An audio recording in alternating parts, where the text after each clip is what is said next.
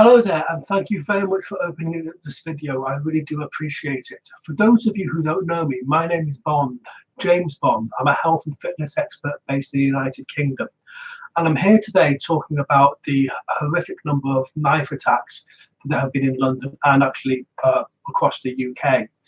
Now, I've just checked in, well, I didn't check the news over the recently, but I've just checked it in the last hour. I've just been live streamed a fitness class across the internet, and to my horror, I found that there's been a case of a young lady in London who has sadly died due to a knife attack, and her newborn baby is fighting for his or her life, which I think is that's it. It's gone too far. Right, so I'm going to give you 7 hints, 007 with a name like James Bond, to help you avoid a knife attack. Now, here's the thing: you probably are thinking, who is this guy? Why was he qualified to actually give advice on this? Well, years ago, I used to do self-defense classes with former European middleweight boxing champion Harold Bomber Graham. Now, we had a parting of the ways. Those classes were originally for goth people and people of such persuasion. But what actually then happened was we had a parting of the ways. We had loads of bullied school children come to our classes. Now, in my defense, I would say that in every case, without exception, the bully backed down in every single case. So I do know what I'm talking about. Now, let me give you 7 hints to help you avoid a knife attack, okay? They're not guaranteed to work. Nothing in self-defense is guaranteed to work. It just gives you a better chance, okay? So let me give you these hints, okay? Number 1, please, please, please stay visible. Okay, safety in numbers. If you stay in a public crowded place, it is less likely that anyone's going to be foolish enough to try and knife you. Okay, that stands to reason. If you're in a lonely area, the risk is that much higher. But if you're in a crowded place, safety in numbers, that it's less likely. Number 2, there's been talk of moped crime in London, or it can happen anywhere. So when you're walking on the street, please, please, please walk opposing the traffic. In the UK, we learn to drive on the left. So if I'm walking this way, okay, and the traffic's just here on the left, actually, let me rephrase that. I'm here on the left, okay, and I'm carrying something. Some of a moped, someone can drive it behind me without me knowing, grab it off you. Whereas if I'm on the right-hand side of the right pavement, I'm walking opposing the traffic, I can see any traffic coming towards me. So please, please, please always go against the traffic. Number 3, very, very important. If you are unfortunate to get into a knife attack, don't be a hero. Turn around and run. The number 1 defense against an attack is simply to be there. Run away. I would rather you, for the James Bond phrase, run away and live to die another day. Don't be a hero. If you get involved in a knife fight, one thing is guaranteed to happen: you're going to get killed. There's no 2 ways about it.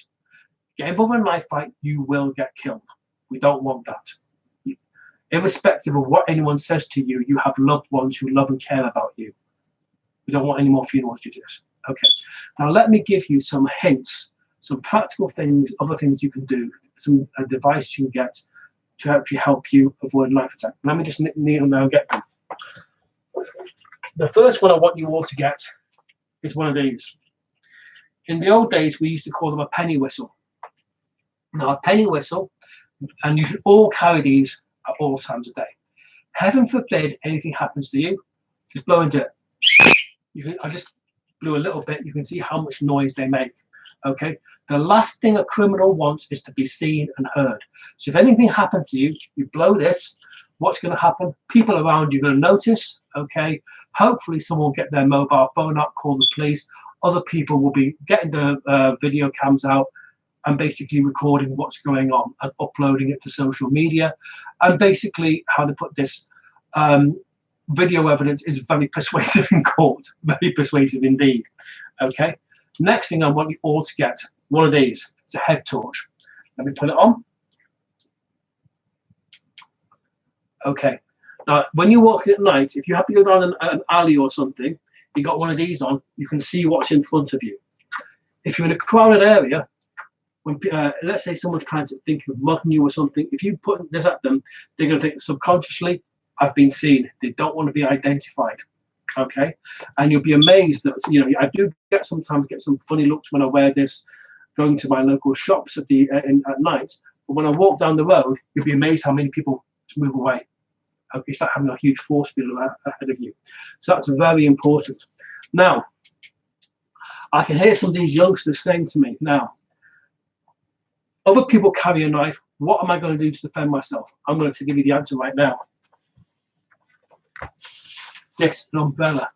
In some parts of the world, you can be arrested simply for having a knife without good reason. And rightfully so, okay? Because someone can take that knife off you and use it against you, okay? We don't want that. This is an umbrella. It's legal, okay? And I would much rather have an umbrella any day of the week than a knife against a knife attempt. Let me show you why. My arm is about 1.5 feet, 2 feet, let's say, for example. This is about 3.5 feet. Someone comes up with a 6-inch knife. I've just got myself parrying distance. Yeah, no, come on, come at me. Yeah, I can force them back. I can put this whistle in my mouth and blow it. Okay, I'm getting attention myself. I'm forcing the guy away. If you've got a couple of them, I can be like Luke Skywalker, Star Wars. I can keep them away. Come at me, and you can just buy yourself a little bit of time. Now, for you youngsters out there, let me just put this away, who are thinking, I've got to get into a gang. No, don't. Don't get involved with these gangs. If you've got a knife, take it to the police station, hand it in. They normally have an amnesty at certain times a year. You can do it anonymously. Hand it in. Okay? Somewhere in your local community or your local school, there will be a sports club, swimming clubs, football, rugby, cricket. Go and do something positive. Join a sports club. Sports activity, not drugs and not knives, okay? Do something constructive. If you get involved in these horrible things such as knives, drugs, or whatever, a couple of things are going to happen. One, you're going to get hurt, okay? You will get hurt. Number two, you're going to get caught by the police at some stage, okay? I guarantee it, you will get caught. Now, if you get caught, this is what's going to happen. You're going to get a criminal record. No employer will touch you with a barge pole, okay? Thirdly, your family are going to be ruined, okay? Because their names can be plastered all over newspapers, okay? No one will touch you with a barge pole. And heaven forbid, because, if anything happens to you, you get cut, you get injured, you get killed, it's going to devastate the lives of your parents. No parent wants to outlive their children, okay? Don't put them through it. Just don't get involved in these gangs. It's not cool. It's cool to be alive. It's not cool to be dead, okay? So if you're in these gangs, get out, okay? Do something constructive. Hand your knife in to the police. Usually have amnesties. Get yourself an umbrella, okay? Now, a certain mayor of our capital city has said they're not putting enough police out because of lack of funding. That's rubbish. That is absolute garbage. I used to work in government, and I can tell you here and now, well-organized, good quality public services are value for money services. Simple as that. It's an investment in people. Let me give you an example of this, okay? When I was a kid, okay, there was one instant when I was 8 years old. There were 3 lads who used to hang around with, and they wanted to steal some stuff from the local sweet shop. And I didn't really want to get involved, but peer pressure, I had to keep Dixie outside the sweet shop. Now, luckily, what happened, I was very nervous, very worried, and the local police officer walked past. He saw how worried I was, and he walks into the shop. And I can remember him saying, okay, lad, grab your sweets and be on your way. No crime took place. No one got arrested. No one had to be taken to the police station. No one has to be put through the courts. No one got sent to prison. A huge amount of money was wasted. So by having more police officers on the street, observing what's going on, the risk of criminal activity falls. Okay, so in the long run, it saves money. Let me give you another example. You're driving down the motorway. Speed limit is 70 miles an hour. What happens if you're doing 60 miles an hour and you see on the lay-by a traffic police officer, or one behind you, or one driving near you? You slow down. So Mayor Khan, you're not correct. Keeping police officers off the street doesn't save money. It costs more money in the long run. So Mayor Khan, you need to get more police officers on the beat. Get them going around on bikes. Get them patrolling on cars. Get them on the streets. Start issuing umbrellas. Okay?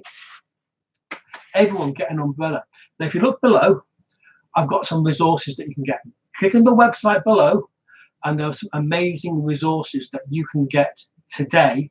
Okay, to which you can use today to help you avoid a knife assault. Okay, we've had too many people killed because of this. Hopefully, that's been of useful to you. My name's Bond, James Bond. If you're shaken but not stirred. Bye bye.